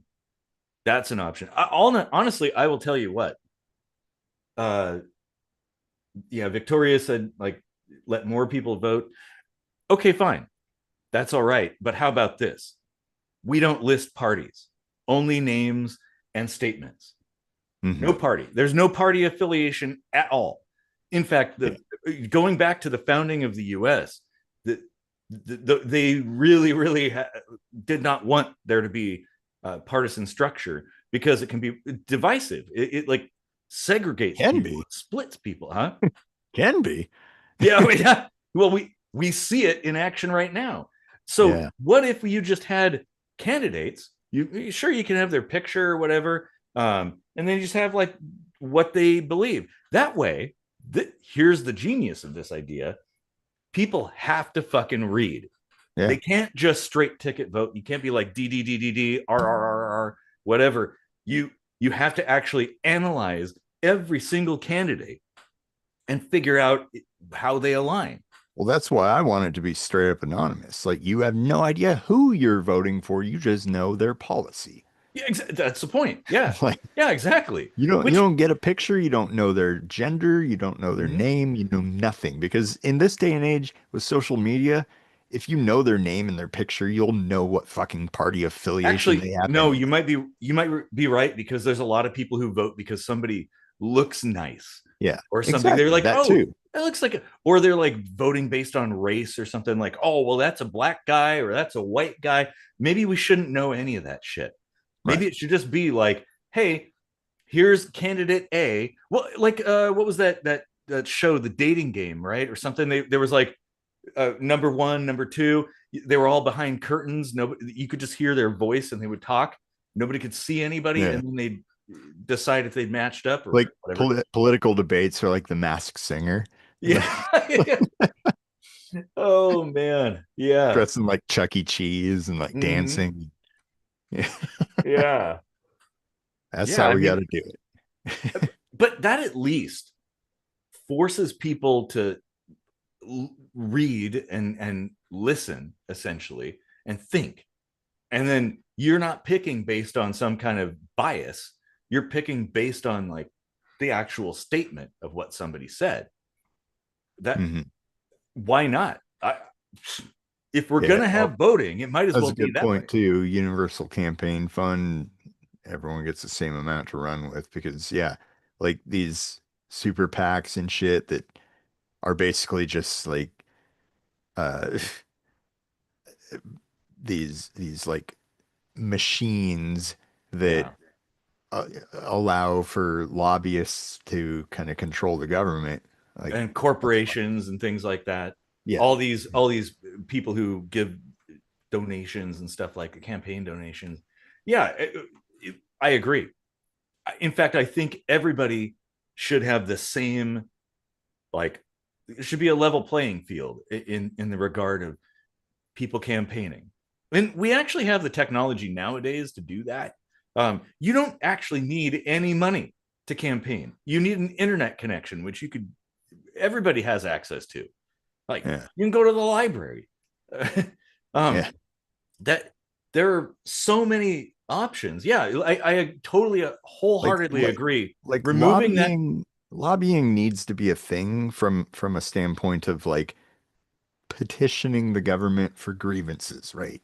Like, yes, the whole Constitution thing, right? yes, yes. Like, yeah, like if you aren't able to communicate problems for the government to fix, what's the point of the government in the first place? But when you throw money in the mix, that fucks it all up. Well, and of course, then those politicians are beholden to the benefactors, Right. and they're not going to do anything that's going to benefit the people. They're going to do things that benefit the corporatocracy. Yeah.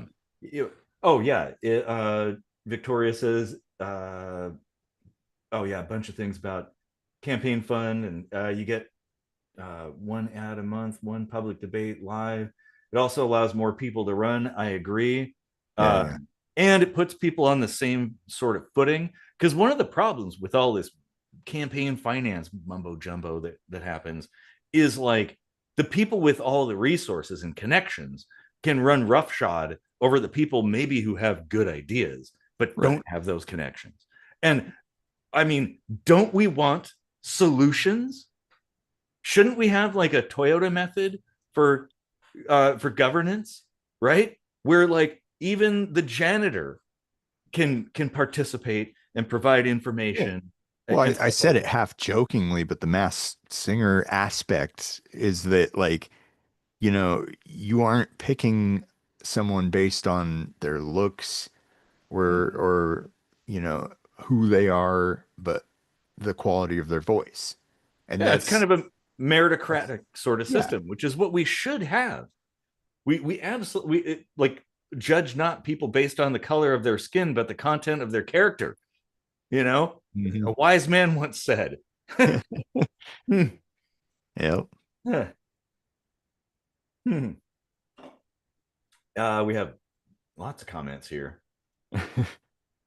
If businesses are people, they get the same levels as people. If Walmart gets the same thousand a single person gets, they have less power. Yeah, that is a well. See, the anarchist in me says corporations should not exist. Yeah, That's a I government agree with that. Like, sanctioned thing. Like, and that's where all this bullshit comes in. Is like, oh well, now you can legally define a corporation as a person, and of course, corporations you have all kinds of. You're sort of existing outside of the system that the average person exists in, um, which it's stupid. It's like it's made of people, like Soylent Green, right? It's made of it's just a bunch of people doing a thing. Like it isn't a distinct entity other than like, oh, they all work in the same building or for the same company or whatever. But that company is just it's a made up thing. It's an illusion. Like it's a label. Like to yeah. But of course, the elites use all of this to manipulate things and control the system and control us by extension. Um, and this is where I think people need to step out of their comfort zone yeah. and start looking at things differently and start behaving differently. Um, because if we don't, we're all fucked, I Well, think. come full circle. If we don't, we'll never get to space. Yeah, exactly. Yeah. Good point. At least not out of our own backyard in space, like Oh, yeah. I mean, we've sent probes here and there, but yeah, just planets. And now we've got Voyager. It's the furthest out. It's kind of like, oh, kind of in the Oort cloud. Like, okay, well, that's not that V'ger. exciting. Huh? V'ger. V'ger. Yeah. The garbage pod. Funny how Red Dwarf and Star Trek coincide there. Hmm. What's Well, I should probably be getting to bed here pretty soon. Yeah, yeah. We Pretty have late some here on this side of the really earth. good comments.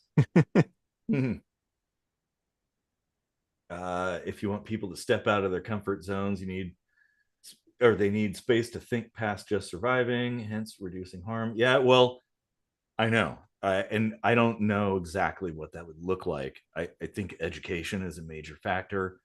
Um, and people helping people. Like we need to be humanitarians. Like if you see a problem, solve a problem, even if it's giving of yourself. And I don't like obviously don't give too much, but if you see somebody stranded on the side of the road with their hood up, maybe go help if you have the means. Um, if you Yeah. don't, tell your friend who has the means, like, hey, you might want to run over there and help. We should all help each other. Yep. The system doesn't want that. That's the thing. It has crafted a world in which that is nigh impossible, if ineffectual. Yeah. And I'd like to see that change. There you And go. they've brainwashed a good deal of us into thinking that that goes for everybody except the rich, Yeah. because they get to keep their money. The rest of Mhm. us, we should be giving it away. Yeah. And they've also brainwashed people into believing the only way to affect change is by playing the game with the elites, by voting, by Mhm. supporting the bureaucracy and all this stuff that, like, if we just vote hard enough, the world is going to be better. Mm-mm. Mhm. Wake up from your slumber. That is exactly what they want. Yeah. That's just my 2 cents. Take it or leave it. Consider it. But yeah, we need to take care of each other, and I don't know. I still have hope. It's rapidly fading, but I still have a little bit of hope. If you So want Kitchen Sink Microscopy to be president of the US for 2028, donate to our super PAC at patreon.com/KSMvidcast. wouldn't that be wild? Holy shit.